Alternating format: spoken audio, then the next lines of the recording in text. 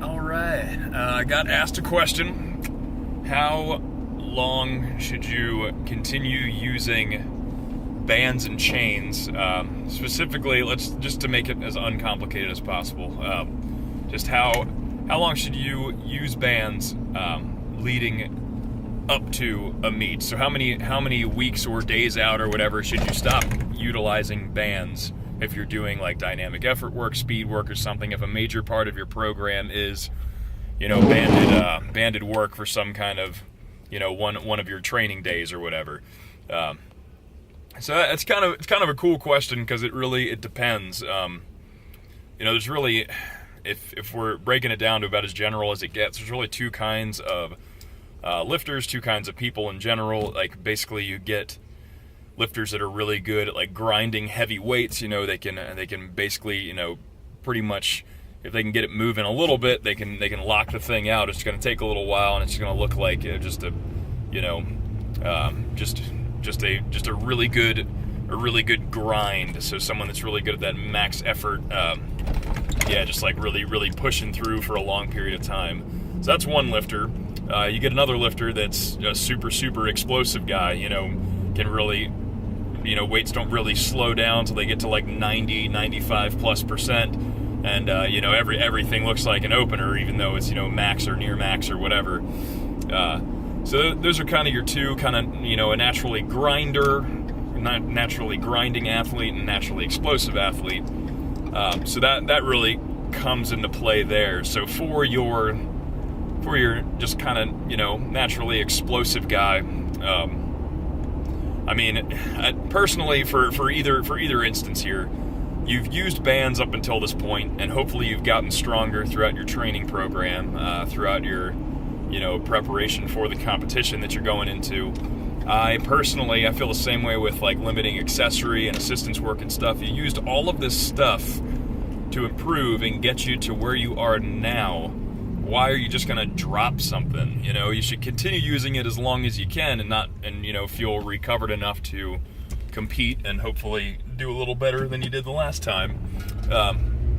So with that in mind, if we're breaking it down into these two separate instances of lifters, I think a more explosive guy could probably get away with maybe a week out dropping the bands, just if you're going to be moving fast anyway, and honestly there shouldn't be a heavy emphasis on speed work if you're moving your weights fast to begin with.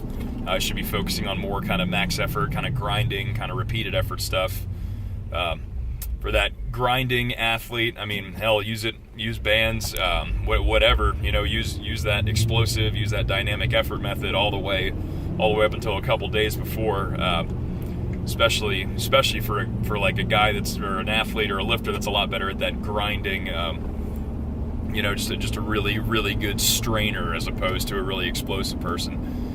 So that's kind of my general recommendation. Personally, I like to continue using them right up a couple days before the meet, just kind of hit just some faster, just kind of speed work stuff with pretty light weights. I'm kind of borderline explosive and straining kind of. I know, especially with my squats, I'm a little bit more explosive. I have a harder time straining with that. So it really just it depends. It depends on that kind of athlete, and then it depends on how much band tension you're actually using. Because a really explosive guy would probably get more out of using more band tension going into a meet.